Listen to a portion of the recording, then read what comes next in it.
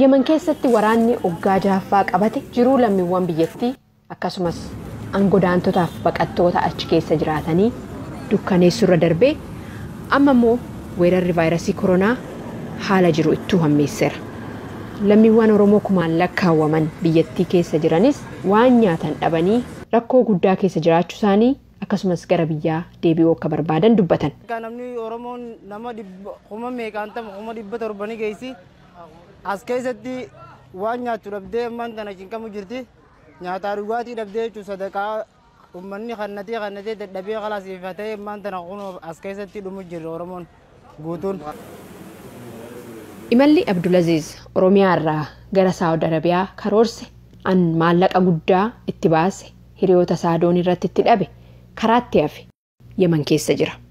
Nama 250 wajjin kaaneeti khalaas hoggaa bishaan irra buunu maallaqa kumaa fi kumaa 500 suudii buufanne akkasitti dhufnee ijoolleen doonii irra nu biraa dhumtellee ijoolleen nama 5 mookanaatu doonii nu harkaa qote akkasii Yemen dhufnee Yemen irraa hoggaa asii suudii yaanennee oduu karaa yaanuu karaan nu cufamee jechuun achirraa ammas hidha uummanni hutiidhaa qabee nu hidhee achirraa adan kana gannu dachaase.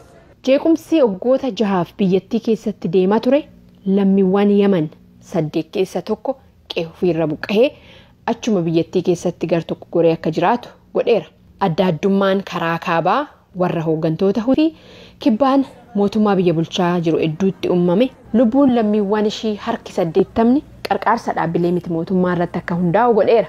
Karaa biraatiin baqattoota biyyoota Afrikaa 200,000 fi 80,000tu Yemen keessa jira. Kana hunda malees godaantota gara 100,000 ta'anitu waggaadhaan biyyoota gaafa Afrikaa irraa geejiba galaanaatiin gara Yemen seena. Saawud Arabiyaadhaa fi biyyoota biraatti achiin cehuudha. Kana keessaa harki caalaan lammiiwwan Itoophiyaati. Godaantonni kun harka dallaalotaatti hammeenya baay'eetu isaan irra gaha. People who have helped them against money usually to cross into Yemen.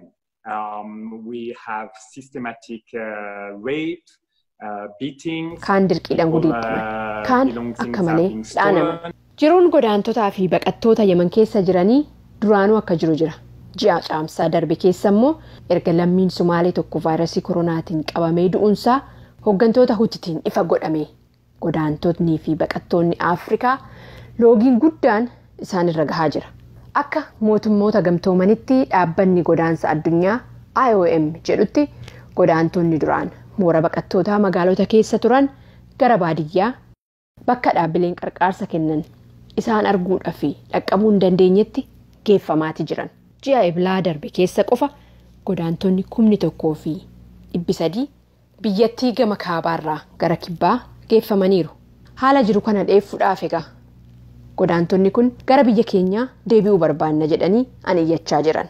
In the past, the refugees were welcomed by the Yemeni communities and the authorities.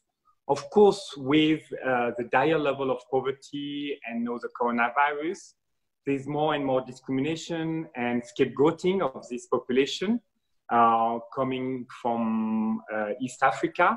Karaa kaaniin lammiiwwan Yemen ofiifuu rakkina guddaa keessa jiran godaantotaa fi baqattoota wajjiniin walitti dhufeenya gaarii qabaachaa turanis gadadoon amma biyyattii keessa jiru garuu sanis laaffisaa jira jedha gabaasni Reuters.